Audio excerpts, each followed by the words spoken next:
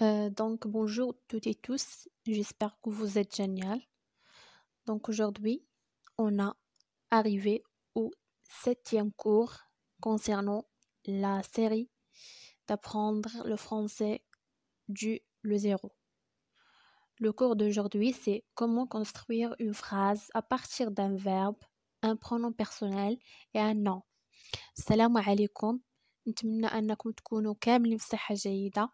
اذا اليوم ان شاء الله وصلنا للدرس السابع من السلسلة ديال تعلم اللغة الفرنسية من الصفر. الدرس ديال اليوم غادي يكون حول كيف اكون جملة انطلاقا من فعل وضمير شخصي واسم. واضح؟ اذا بعد ما تعرفنا على اشنا هو لو برونوم بيرسونيل، اشنا هما الاسماء، عرفنا كيفاش كنعرفوا لو نون واش نكره ولا معرف، واشنا هما الحوايج اللي كيجعلوه راه نكره او معرف. عرفنا ايضا اشنا هما لي برونوم بيرسونيل، شنو هما الضمائر الشخصيه او كيف ما سميناهم او المعادل ديالهم في اللغه العربيه هو الضمير المنفصل، واشنا هو الدور ديالهم. اليوم ان شاء الله غادي نركبوا هاد جوج ديال الدروس بالاضافه الى دروس ديال لا كونجيغيزون اللي راه زدتهم لكم في السلسله، فنتمنى تراجعوهم باش يجيكم هاد الدرس ساهل. غادي نشوفوا اليوم ان شاء الله كيفاش نقدروا نكونوا واحد الجمله انطلاقا من هاد 3 ديال العناصر. اذا نبداو على بركه الله. اذا نتعرفوا اشنا هي بعدا لا ستركتور دو لا فراز، شنو هو تكوين ديال الجمله. اذا كيف ما كنعرفوا في اللغه العربيه ان الجمله كتكون من فعل وفاعل، والمفعول به راه اختياري، يعني الا كان عندنا غير الفعل والفاعل راه كتسمى جمله، ماشي بالضروره يكون عندنا مفعول به. اذا المفعول به هو واحد الشيء اللي اختياري. واضح؟ اذا نفس الشيء في اللغه الفرنسيه، كيكون عندنا لو سوجي اللي هو الفاعل، كيكون عندنا لو فيرب اللي هو الفعل، وكيكون عندنا لو نون اللي تا هو يقدر يكون فاكولتاتيف غير للتذكير فقط. راه المفعول به ماشي بالضروره او ماشي ديما كيكون نون، ماشي ديما كيكون اسم، راه كاينين بزاف ديال الحوايج اللي كنديروهم في المفعول به ان صح القول. وهذا درس اخر غادي نتعرفوا عليه ان شاء الله، ماشي ديما كيكون اسم، تيكونوا حوايج اخرين. واضح؟ اذا وحاجه اخرى في اللغه العربيه راه كنبداو بالفعل عاد الفاعل، في اللغه الفرنسيه لا العكس. في اللغه الفرنسيه كنديروا الفاعل هو الاول، كيكون عندنا لي سوجي عاد الفيرب، معكوسه كيكون عندنا الفاعل عاد الفعل، ماشي بحال اللغه العربيه كيكون الفعل عاد الفاعل لا. في لا لونغ فرونسيز في اللغه الفرنسيه راه كتكون عندنا لو سوجي الفاعل هو الاول عاد كنتبعوه الفعل. واضح؟ مزيان. اذا نديرو الامثله. هنايا غادي نديرو الامثله ديال الجمل اللي فيهم غير الفعل والفاعل. واضح؟ جمل فيهم الفعل والفاعل. الجو، الجو. الترجمه ديالها في اللغه العربيه هي تلعب، هي تلعب.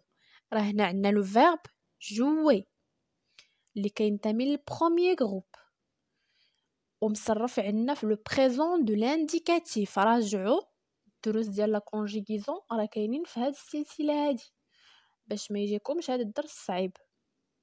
واضح؟ مزيان. ال هي، هذا الضمير المنفصل او الضمير الشخصي اللي درناه في الدروس السابقه. هنايا ال كتلعب الدور ديال لو سوجي ديال الفاعل. اذا كيف ما قلنا في الدرس السابق راه نقدروا نديروا واحد السميه ديال الفاعل ونقدروا نديروا الضمير اللي كينوب عليه بحال بحال. واضح؟ الجو هي تلعب. اذا سبقنا الفاعل عاد الفعل. مزيان. je me lave، je me lave. غير باش نشرح لكم واحد القضيه، هنايا راه كيبان انه في الترجمه ديال اللغه العربيه هي تلعب بحال سبقت الفعل، سبقت الفاعل على الفعل. غير للتوضيح فقط، فاش تيكونوا عندنا هاد الضمائر في اللغة العربية راه كيكونوا ديما سابقين الفعل، كيكونوا هما الاولين. نديرو مثلا واحد الجملة عشوائية: تلعب ليلى بالكرة. تلعب ليلى بالكرة، راه عندنا تلعبوه عاد ليلى، عندنا الفعل عاد الفاعل. واضح؟ عندنا الفعل عاد الفاعل في هذه الجملة. غير هنايا راه الضمائر المنفصلة او لي برونون بيرسونيل في اللغة العربية راه كتكون ديما سابقة الفعل. واضح؟ انا درتها هنايا غير باش نذكر بالدرس السابق. اما راه هنايا في النورمال، في لوكا نورمال في العادي راه كيكون الفعل هو اللي سابق الفاعل في العربيه، ماشي في الفرنسي. الفرنسي راه الفاعل اللي تيسبق الفعل. واضح؟ اذا جو مو لاف، انا اغتسل. جو جو كتنوب عليا انا، يعني انا. مو لاف اغتسل، الفيرب سو لافي اللي هو فيرب برونومينال، لا كونجيغيزون راه جوها. أغتسل مصرف في le présent de l'indicatif. Nous chantons. Nous chantons. Nous نحن نغني. هنايا راه كاع لي فيرب مصرفين في le présent de l'indicatif. نحن نغني، عندنا le pronom personnel nous. إذن هاد المجموعة ديال لي زيكزامبل فيها غير الفعل والفاعل، فيها غير لو سوجي ولو فيرب. غير باش نوضح فقط انه راه المفعول به ماشي ضروري حتى في اللغة الفرنسية، ماشي بالضرورة الا ما كانش عندك في الجملة راه ما عندهاش واحد المعنى، راه نقدروا نستغناو عليه. بطبيعة الحال كاين استثناءات ولكن راه القاعدة العامة راه هي حتى في اللغة الفرنسية راه المفعول به ماشي ضروري. واضح؟ مزيان. اذا المجموعة الثانية ديال لي زيكزامبل اللي فيها مفعول به. Nous aidons les autres. Nous aidons les autres. عندنا السوجي اللي هو nous، عندنا aidons اللي هو الفيرب، و les autres اللي هو ان اللي معرف. الآخرين نو معرف. علاش معرف؟ علاش؟ باش عرفتوا انا راه معرف ولا ماشي معرف. كاينه لي ولي كيف ما قلنا في الدرس السابق اللي كيتعلق بلو نو كتكون في الافعال كتكون عفوا في الاسماء المعرفه. الا كانت عندنا لي ولا لا ولا لو يعني راه الاسم معرف. المقابل ديالهم في اللغه العربيه نحن نساعد الاخرين. ما قلناش نحن نساعد اخرين، لا، نحن نساعد الاخرين. بويسكو راه لي زوتر معرفه في الجمله اللي باللغه الفرنسيه، ايضا غادي تكون معرفه في الجمله اللي باللغه العربيه باداه التعريف ال. وهنايا غير باش نبين لكم العناصر المماثلات ديالها في الجملتين، راه كل عنصر عنده الشبيه ديالو اللي بنفس اللون. مثلا راه نو كتعني نحن، ايدون كتعني نساعد، و لي زوتر راه كتعني الاخرين. كل جوج بنفس اللون يعني راه هذاك هو الترجمه ديالها. واضح؟ اذا عندنا هنا السوجي وعندنا لو فيرب وعندنا لو نو اللي هو المفعول به. اذا ندوزو للمثال الثاني. tu manges une orange. tu manges une orange. انت تأكل برتقالة. انت تأكل برتقالة. tu انت mange le verbe manger اللي كينتمي للبروميير جروب مصرف في le présent de l'indicatif. tu manges une orange. une orange هنا une orange ما معرفاش، نكرة. علاش؟ حيت فيها une ولا ان يعني راه الاسم نكرة. ايضا في اللغه العربيه المقابل ديالها ما غاديش تكون معرفه، غادي تكون نكره. عندنا برتقاله ماشي البرتقاله. اون اورانج برتقاله هذيك ما معرفاش، حتى هذيك ما غاديش تكون معرفه.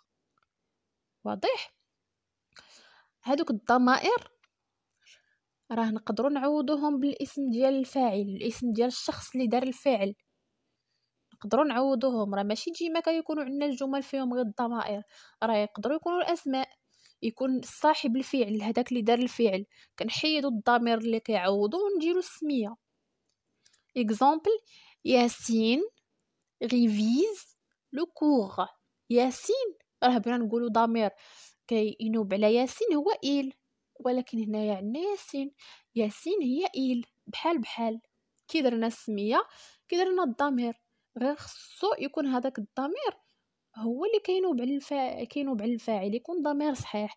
ماشي مثلا تكون عندنا ياسين ونديرو نو، لا، نو راه كتعني نحن، وعندنا ياسين غير مفرد واحد غائب، يعني خصنا نديرو إيل. واضح؟ نختارو غير لو برونون بيرسونيل اللي كيعوض الفاعل. ياسين ريفيز لو كور. ياسين أو هو يراجع الدرس. ياسين ولا إل اللي هي هو باللغة العربية، ريفيز يراجع، ريفيز يراجع الدرس، لو كور، لو كور، لو كور معرفة، حتى الدرس معرفة. واضح؟ إذن هذا هو التكوين ديال الجملة في اللغة الفرنسية. من طبيعة الحال ماشي هادشي اللي كاين، راه كاينين بزاف ديال الحوايج الاخرين، ولكن حنا غادي نمشيو دقه دقه باش نفهموا كلشي. واضح؟ اذا نتمنى تكونوا فهمتوا الدرس، عرفتوا كيفاش كتركب لا فراز اون فرونسي. اذا هادشي كاين اليوم، الله ييسر ونتلاقاو ان شاء